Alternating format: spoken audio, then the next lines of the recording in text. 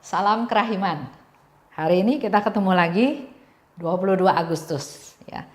Kita akan baca dari 912 Rahmat Ilahi dan 971 itu misinya dari Suster Faustina. Kita mulai ya dengan 912. Kita doa dulu. Dalam nama Bapa dan Putra dan Roh Kudus. Amin.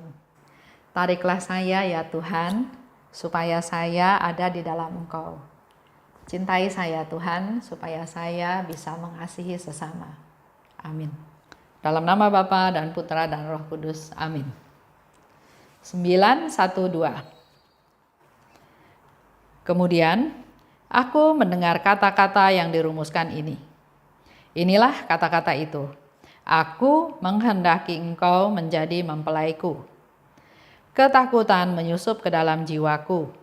Tetapi dengan tenang aku terus merenungkan ikatan macam apa yang dapat terjadi. Tetapi setiap kali ketakutan menyusup ke dalam jiwaku, suatu kekuatan dari atas memberikan damai kepada jiwaku. Bagaimanapun juga, aku sudah mengikrarkan kaul kekal.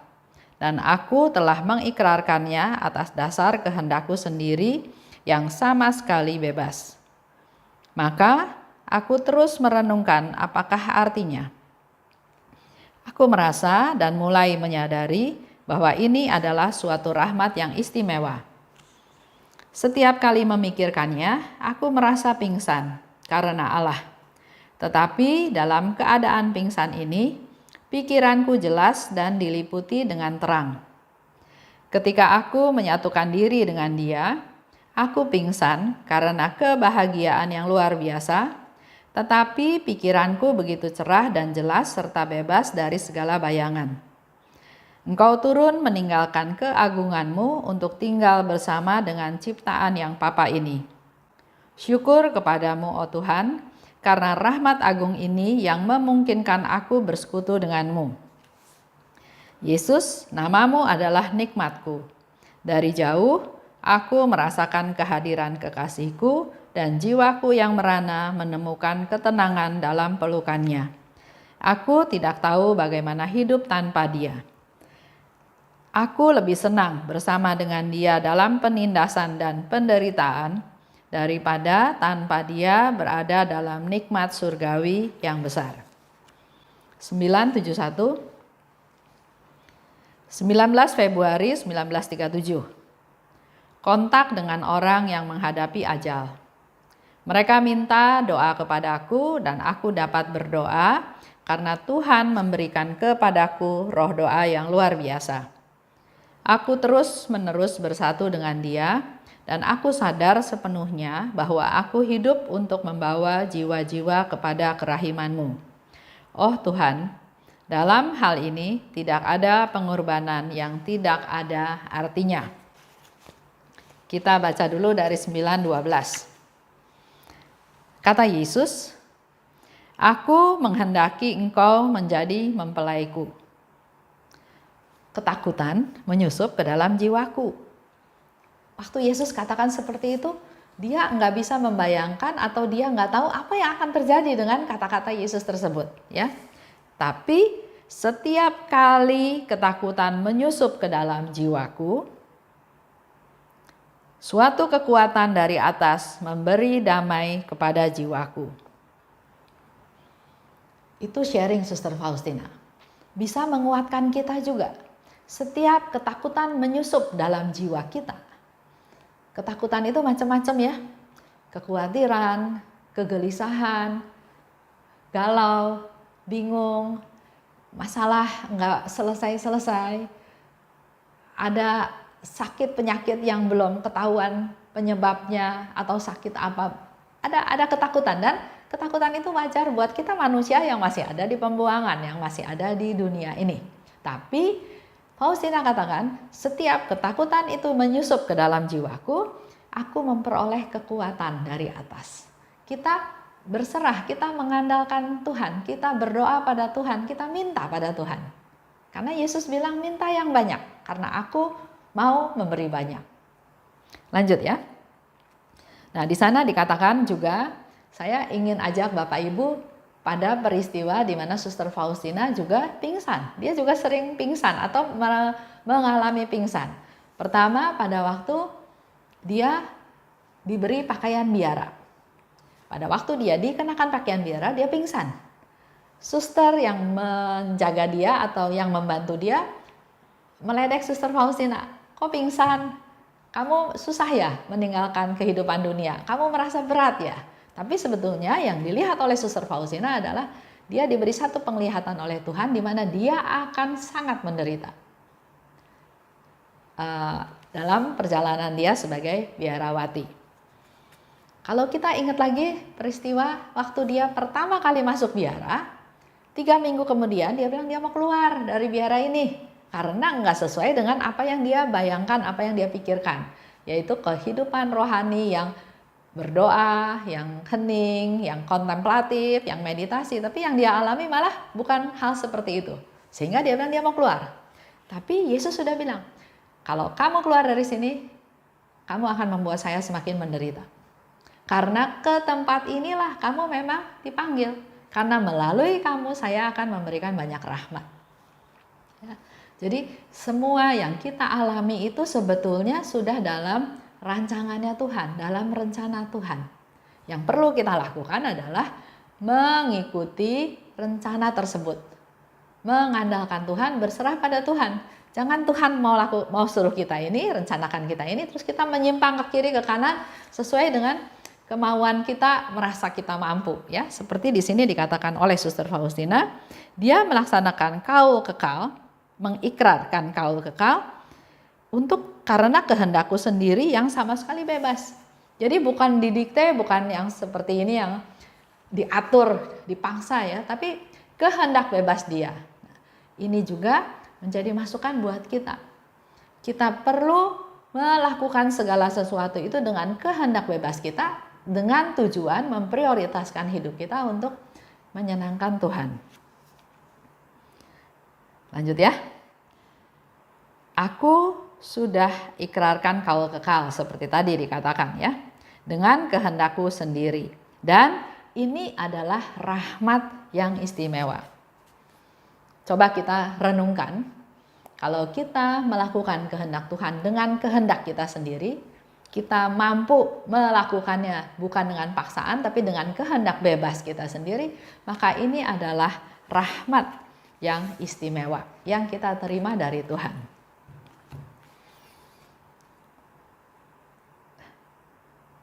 Rahmat yang istimewa itu juga adalah rahmat persatuan dengan Allah. Ketika aku menyatukan diri dengan Dia, aku pingsan karena kebahagiaanku yang luar biasa. Seperti yang kemarin saya cerita juga ya, orang resting. Resting itu pingsan, dia juga nggak sadar sekeliling, nggak dengar apa-apa. Tapi dia merasakan sukacita bersatu dengan Tuhan. Ada sukacita, tapi nggak bisa diceritain apa yang dia alami itu. Karena sesuatu yang begitu luar biasa, yang nggak bisa diungkapkan hanya dengan kata-kata. Faustina katakan lagi, engkau turun meninggalkan keagunganmu untuk tinggal bersama ciptaan yang Papa. Tuhan Yesus turun ke dunia untuk tinggal bersama dengan kita yang Papa. Dengan rahmat yang agung ini, memungkinkan aku bersekutu dengan Tuhan. Tuhan yang merendahkan diri dulu, Tuhan yang turun untuk bersatu dengan kita. Dan dengan rahmat ini, Suster Faustina katakan, memungkinkan aku bersekutu dengan Tuhan. Engkau turun meninggalkan dunia. Itu merupakan suatu ungkapan di mana Tuhan sangat mengasihi kita. Walaupun kita masih berdosa, ya. Dia mau turun, dia mau pelihara kita, dia mau lindungi kita untuk supaya kita hidup sesuai dengan kehendaknya, supaya kita menerima keselamatan. Aku lebih senang bersama dengan Dia, ya, yang Suster Faustina katakan, dalam penindasan dan penderitaan, daripada tanpa Tuhan berada dalam nikmat surgawi. Ini juga satu pilihan, satu kehendak bebas. Mau hidup senang, hidup foya-foya, hidup seperti di surga, segala ada, apa yang kita mau kita dapat, tapi nggak ada Tuhan. Faustina menunjukkan, saya lebih baik menderita, saya lebih baik ditindas, tapi saya bersatu dengan Tuhan, saya berkumpul dengan Tuhan, saya bersekutu dengan Tuhan. Mungkin contoh yang gampang, yang mungkin boleh jadi bahan refleksi kita ya. Ada 2 orang, satu atasan, satu bawahan. Atasan ini merasa berkuasa, merasa bisa melakukan apapun, bisa marah, bisa pecat, bisa hukum, bisa suruh orang itu lembur, bisa segala macam, karena dia merasa punya kuasa. Dia merasa saya ada di surga, dalam arti apa yang saya mau anak buah saya harus ikutin. Ada Tuhan? Nggak ada di dalam dia. Karena apa yang dia lakukan nggak sesuai dengan apa yang jadi sifatnya Tuhan. Sebaliknya, si karyawan, pegawai ditindas, dihukum, dijanjikan dikasih uang lembur, nggak dikasih lembur. Disuruh kerja, nanti dikasih bonus, nggak dikasih bonus. Pernah ada satu teman ya cerita, dia bilang dia kerja di satu perusahaan, dia dikasih target. Kalau mencapai target tersebut, maka dia akan dapat bonus, ada hitungannya ya. Wah, dia dengan teman-temannya satu tim bekerja dengan sangat giat supaya mencapai bonus tersebut. Bonus itu selain mendapat tambahan penghasilan, tapi juga satu kebanggaan bahwa mereka berprestasi. Jadi dengan kebebasan mereka, dengan kehendak bebas mereka, mereka melakukan banyak hal, dalam arti dia lembur, dia mengorbankan waktu dengan keluarga dalam tanda kutip ya, agar mencapai target tersebut. Di akhir hari, ya setelah periode berapa bulan, dia mencapai target tersebut. Dan dia mengajukan ke perusahaan sesuai dengan apa yang dikatakan oleh perusahaan. Tapi apa yang terjadi? Perusahaan mencarilah poin-poin kesalahan, ya, kesalahan dari tim tersebut. Sampai akhirnya perusahaan menyimpulkan kamu nggak dapat bonus. Bahkan ada yang di penalti. Banyak hal ya. Nah, kalau saya refleksi dengan kata-katanya Suster Faustina, si atasan merasa berkuasa, merasa hidup di surga dalam tanda kutip. Dia bisa marah, dia bisa suruh, dia bisa melakukan apapun, dia bisa memberikan kebijaksanaan, dia bisa menarik kebijaksanaan tersebut, dia nggak peduli sama orang lain, kebutuhan orang lain, haknya orang lain, tapi dia merasa semuanya dia bisa lakukan. Dibandingkan dengan pegawai, karyawannya, timnya yang dia sudah memberikan segala sesuatu dengan harapan untuk mendapatkan sesuatu, tapi akhirnya nol besar. Bahkan minus ya, karena ada teguran-teguran. Dia, kalau kita lihat dari Suster Faustina, dia bawa semua perkara ini kepada Tuhan. Tuhan, saya sudah melakukan bagian saya. Sebagai karyawan, saya sudah melakukan apa yang harusnya saya lakukan. Bahkan saya sudah melakukan lebih. Tapi ternyata hasilnya nggak seperti yang kami harapkan. Nggak apa-apa Tuhan. Saya persembahkan semua kesulitan saya, permasalahan saya, kerugian saya dalam tanda kutip, dalam tangan-Mu Tuhan. Saya tetap menjadi orang yang hidup benar di hadapan Tuhan. Walaupun hak saya diambil, tapi saya tetap mengandalkan Tuhan. Saya tetap bersyukur karena ada Tuhan yang memberi saya kekuatan untuk saya bisa menerima permasalahan ini.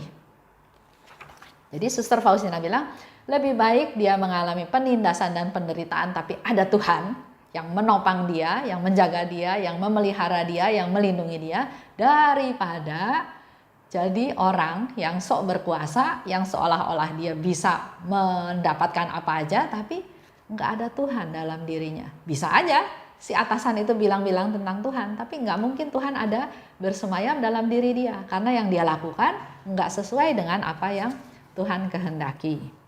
Itu ya salah satu contoh. Coba kita renungkan, apakah kita menjadi bawahan atau kita yang malah menjadi atasan. Lanjut. Oleh sebab itu saya mau bagikan juga, saya mau himbau juga bahwa kalau kita mengalami penindasan, mengalami penderitaan seperti yang karyawan tadi alami, persembahkan semua itu pada Tuhan. Maka kita akan tetap bersukacita di dalam Tuhan. Contoh beberapa orang yang mengalami penderitaan tersebut ya, menderita di dalam Tuhan. Juga kita ingat cerita seorang ibu dengan 7 anaknya yang harus murtad, tapi anaknya itu tetap berkeyakinan, mengandalkan Tuhan, percaya pada Tuhan. Akhirnya anak-anaknya juga meninggal, tapi mereka tetap ada dalam Tuhan, menderita, mengalami penindasan, tapi ada sukacita di dalam Tuhan. Kita boleh belajar lagi, baca juga dari Alkitab, bacaan-bacaan tadi bahwa memang dalam hidup ini bisa saja kita mengalami penindasan dan penderitaan. Tapi mari kita pikirkan bahwa menderita, mengalami penindasan di dalam Tuhan jauh lebih menyenangkan daripada hidup seperti di surga tapi tidak di dalam Tuhan. Terima kasih. Kita tutup semuanya dengan doa penutup ya. Dalam nama Bapa dan Putra dan Roh Kudus. Amin. Terima kasih Bapa, karena pada hari ini kami memperoleh kembali kekuatan daripada-Mu seperti yang Suster Faustina katakan. Lebih berbahagia di dalam Tuhan walaupun mengalami penindasan dan penderitaan, daripada tidak di dalam Tuhan walaupun hidup di dalam surga. Kuatkan kami Tuhan, khususnya dalam hari-hari ke depan, di mana kami juga hidup dalam keadaan yang masih belum pasti, masih mengalami suasana masa COVID-19 ini yang belum tahu selesai kapan. Tapi kami mau serahkan semua penderitaan, semua penindasan ini ke dalam tangan-Mu, dan tumbuhkan dalam hati kami rasa sukacita, rasa hidup nyaman, bahagia, damai di dalam Engkau. Karena kami punya Tuhan yang menjaga kami, yang melindungi kami, yang memelihara kami, yang merawat kami, yang memberkati kami dan keluarga kami. Terima kasih Tuhan. Dalam nama Tuhan Yesus kami berdoa dan bersyukur. Amin. Dalam nama Bapa dan Putra dan Roh Kudus. Amin. Salam kerahiman.